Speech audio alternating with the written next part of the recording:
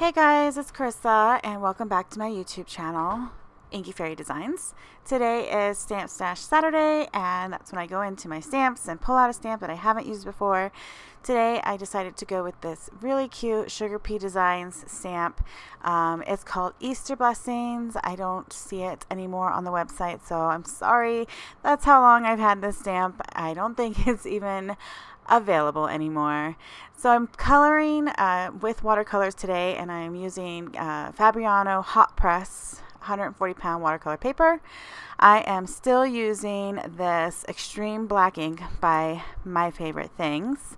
I'm going to pull out some watercolors by Designs by Rachel Beth. She's that Etsy watercolor gal that I've been really obsessed with lately, and I'm also going to be using my silver black velvet brushes.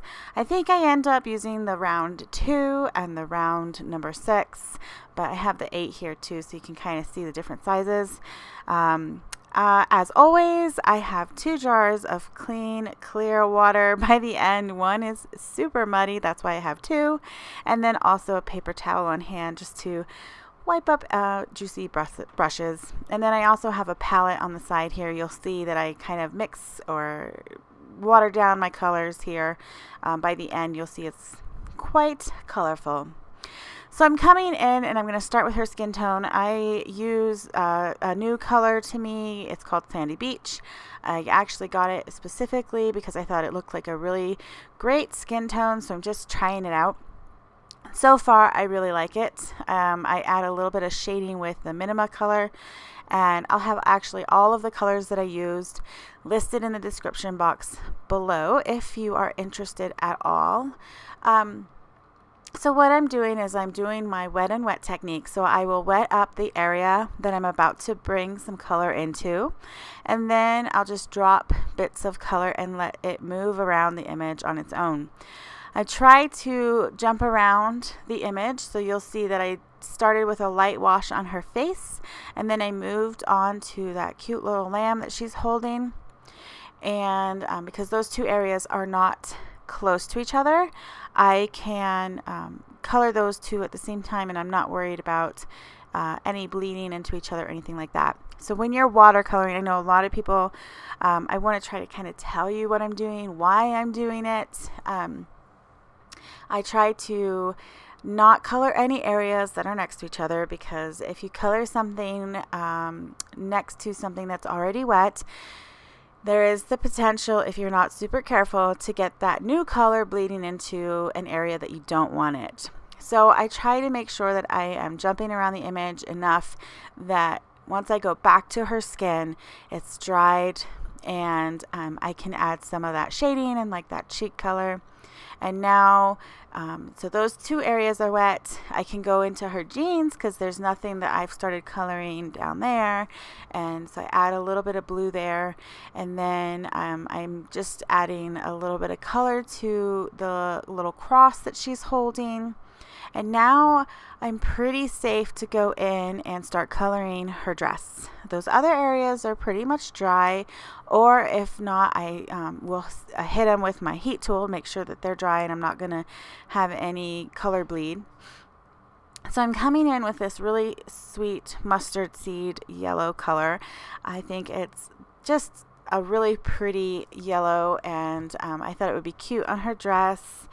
And then as I was thinking about it when I'm coloring, I thought, you know, that's pretty fitting that it's mustard seed and I'm using it on this sweet image because it reminds me of that parable.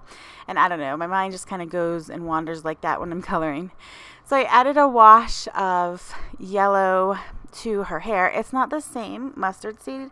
It's actually from a different palette, but it looks really similar. But I'm just letting that sit there. So when I start the hair, I like to add a lightest color first, and just like add a wash of it, and then I can come in and darken it as I go along and keep coloring the image. So I'm just shading, adding some color to her little belt on her dress and a little collar ruffle. I'm doing the same blue that's on her jeans just to kind of tie it all together, and I did the same thing on the hair ties. So now I'm going to go in and add that mid-tone here shortly into her hair. So I'm using a little bit of a reddish color in her hair, and then a little bit of the darker brown color that I used on the cross and her shoes. And I like to do that. I like to keep some consistency across my image because I think that makes it all blend together really well. So I try to keep the same colors going throughout. So if I use a brown somewhere on the image, I'm going to use that same brown on another piece of the image, and the same thing for the other colors. So with her hair, it ties into her dress and her shoes, and then the blue, I actually use that same blue in the sky. So it just kind of brings a cohesiveness to the entire image, and I think that's what really makes it pretty. Is just by keeping that consistency with your colors. So I try not to introduce a new color if I don't have to. Now with the green, obviously I don't have any other green on the image anywhere, but that's the grass. So I think we expect that the grass is going to be green. So I'm just adding that lighter blue on top of all of the areas of the blue. It's called Love Potion, and I saw that one and I was like, oh, I wish I would have used that one. So I kind of tried to lighten up the darker blue that I had used on the jean and everything, and then added that lighter blue on top, and I think it worked well. So now I'm coming into the background, and I'm sorry, these close-ups just were not in focus at all. But I'm coming into the background, so I'm switching to my larger round brush, the number 6. I usually use a number 8 round. And I'm showing you here that when I add the water first, the clean clear water first, it actually kind of tells the paint where to go. So it's not going to go into the image that I've already colored because that part is dry. And it's only, the color is only going to move where I want it to, where it's wet. So that's one of the reasons why I like to do the wet on wet, because I know going in where my color is going to go. And then I'm just alternating between a lighter and a darker green, and then right under where the image is sitting, I will add in some of that brown again, just to deepen up those shadows around her. Now I'm going in and doing that same technique, adding some clean water around the image, and now I'm going to drop in that blue, that really pretty blue for the sky. And I only kept it to one color blue. I didn't use, like in the grass, I used a lighter and a darker green, but for the sky, I just tried to keep some white spaces for clouds. And then you'll see I go in and kind of, with a drier brush, I call it my thirsty brush, I will go in there and kind of scrub out some of that color and dab it up with my paper towel, and that also creates some like cloud texture in the background. So now I'm adding some shading with this light lavender color. It's actually called Lenten Rose. It is my favorite purple right now, and I love adding shadows onto yellow with purple for some reason. I think because it's like opposite contrasting colors, it will tend to make mud if it like mixes on your paper, but it makes the most beautiful shadow when I bring in a purple. And I do it even with my Copic markers if I'm shading, if I'm coloring with a yellow, because adding a darker yellow doesn't really give me that depth that I want, but when I add in a purple, it gives me that depth that I'm looking for. So now I'm coming in, and with a drier brush, I added some texture into her hair, so I created some strands, and then just deepen up those shadows beneath her, and that's all of the painting done. So now I'm coming in and going to create my card. So I use these Die-namics circle dies, wonky circle dies, to cut out my image, and using the My Favorite Things Blueprints 20, I kind of cut out some other elements for my card to build my card. And then the last die that I used is that Scallop circle frame, and I am actually participating in the SugarPea Designs challenge today.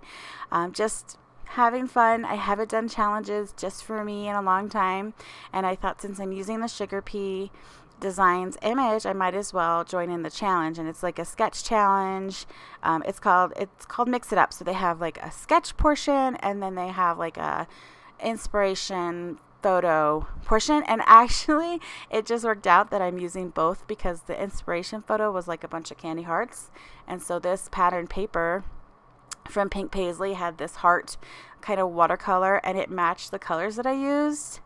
I didn't pick out my colors based on this paper pad. It was just meant to be.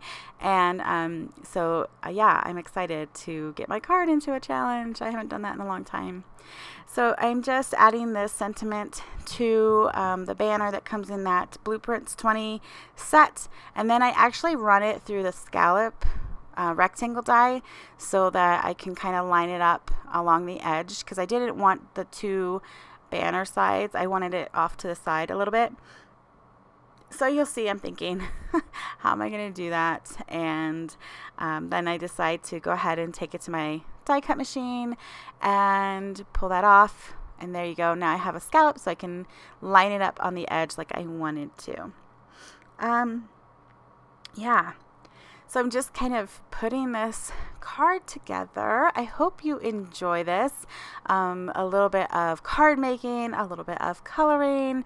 It's a longer video than, I try to keep them around 15 minutes. And this is just a little bit over 15 minutes. But yeah, I wanted you to kind of see like the process, because it's not, even though I'm going by a sketch, there's still some thinking to it. I'm still trying to figure out, well, where do I want the scallop frame to overlap? And so finally, I think I got it, and I'm going to use the Multi-Matte Medium by Ranger, and I'm going to just add that around, dotting just small dots around the edge so that it doesn't get, so it doesn't kind of like seep through. And I like using this for these thinner frame dies, because it is matte, so if anything does come through, you're not going to see it when it dries. So I'm adding that there, and then I'm going to put some foam tape on the back of my image. I finally replenished my 3M foam tape. I tried to use like this really cheap stuff for a while, and it was just a pain in the butt. I couldn't get the backing off. It didn't tear like this. So when you have a product that you really like, it just, just keep, like, I'm talking to myself here, just keep using it, because it's, yeah, once you find something that works, why try to change it, basically. So I'm just adding that here, and then I didn't cut this out, but I tried to kind of layer it up with like leftover pieces, but it was very uneven. So you'll see I come back in and I pull that up, and I'm just going to I'm just going to put some new foam tape down that actually fits that entire sentiment area, and that works out better. It just was floppy, and I didn't like it, and I am sending this to a friend, so I wanted it to be nice. I didn't want it to fall apart in the mail, so I'm just adding the second layer because I wanted it to kind of lay over top the image a little bit, that little banner. And the sentiment says, a good friend is blessings from God, and that's why I chose it, because I am sending it to a friend as a thank you card. Now I'm going to add some shimmer with the Spectrum Noir Sparkle pen. I love this, but it was super juicy. That's what I'm doing off to the side there. I'm starting to get really like big drops of it, and so I'm wiping it off, and then I just add it to her dress and the little thing on the cross. Oh my gosh, it's so cute. I'm looking at the card right now, and I just, when a card comes together and you really like it, it's such a good feeling. So I'm going in, and this is the last part of the sketch with the challenge, is to add these little it just had like little dots on the sketch, and so I pulled out some sequins that I haven't used in forever. These are by Pretty Pink Posh, and I'm using some of the mini dots by Scrapbook Adhesives. It's one of my favorite adhesives to use to adhere sequins. They're not going to go anywhere. They're going to stay, especially when I'm putting it in the mail.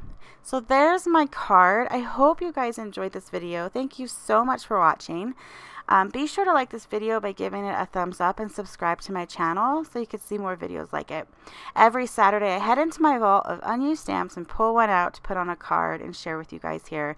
It seems like you guys are enjoying this series a lot and joining in to do the same thing. Just like my friend Jessie, who is joining me again today, so head over to her channel and see what she's created. You can pretty much find me on social media as Inky Fairy Designs anywhere.